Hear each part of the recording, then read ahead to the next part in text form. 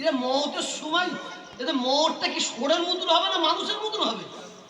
হ্যাঁ, এরা কি কোথায় গেল? বাবাজি বেরো না রে বাবু, বাবাজি বাবাজি বাবাজি বাবাজি। ও ডিলেট, আচ্ছা আচ্ছা, না ডিলেট করে দিচ্ছি, ডিলেট করে দিচ্ছি। দেখি অন্যদিন আজকে নবাবপুরে আজকে ইনাদে ইনাদে জলসা হচ্ছে, বলে সে ওয়াচ করছে। কোথায় ওয়াচ? কোথায় গেল? ওয়াচ ছেঁকে দিয়েছে। মানুষকে মিথ্যাবাদ কাজ্জাব ভোটা মজা নিচ্ছে। কোথা মজা নেবে? শোনো বাবু, শেষ বেলায় একটা কথা বলে যায়, একটা কথা শেষ। আমি আর বলবো না বলবো না বলবো না। বিড়াল তাড়াতে গিয়ে কুকুর ঢুকিয়ে দিওনি, বিড়াল তাড়াতে গিয়ে কুত্তাকে ঢুকিয়ে দিও না। একজন বড় আলেম বসাতে জিজ্ঞেস করে নেবেন, বউ স্বামীর জন্য রান্না করে রেখে দিয়েছে, মুরগি মাছ সব আছে জানেন তো, হঠাৎ দেখা যায় বিড়াল এসে মুখ দিচ্ছে।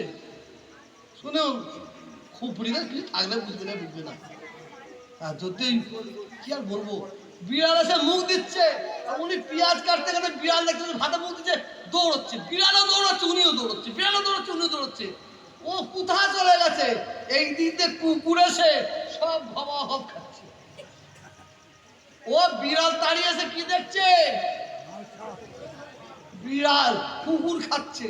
শুনুন, বিড়াল যদি খায় একটু মুখ দেয় যে জায়গাটায়, ওর কিছুটা অংশ বেশি করে নিয়ে ফেলে দেবেন, বাকিটা সব খাবেন, গুনাহ হবে, গুনাহ হবে, গুনাহ হবে রে। আর কুকুর যদি খায়, হ্যাঁ, সব ফেলে দিয়ে 7 বার মাজতে হবে। আমি কি চাইছি বুঝতে পারছেন না? হ্যাঁ, আল্লাহ মাফ করেন। যাক, বেশি কিছু বলবো না, মাহুর কারণ মাল বুঝে গেছে, খুব ভালো বুঝে যাচ্ছে, বেশি বুঝাতে পারবো না। কেন? আমি শুধু একটাই কথা বলবো, খবরদার পরের ঘরে আগুন জ্বালাতে যাবে না, পরের ঘরে আগুন জ্বালাতে যাবে না। মনে রাখবে, যারা পরের ঘরে আগুন জ্বালা যাবে, আল্লাহ তাদের ঘরে আগুন জ্বালাবে একদিন, সহ্য করতে পারবে না। আল্লাহ আমাদের সবাইকে হেফাজত করে, বলুন আমিন, একটু জোরে বলুন আমিন। এখন আমাদের সামনে জনাব মওলানা স্থিরভাবে মনোযোগ দিয়ে শুনুন। আমার কথাবার্তার মধ্যে, আমার বলার ভাবভঙ্গির মধ্যে যদি কোনো ভাই কষ্ট পান, আমাকে আল্লাহর রাস্তায় মাফ করে দেবেন। আসসালামু আলাইকুম। আপনারা সবাই মিলে একটা আমাকে সালাম দেন।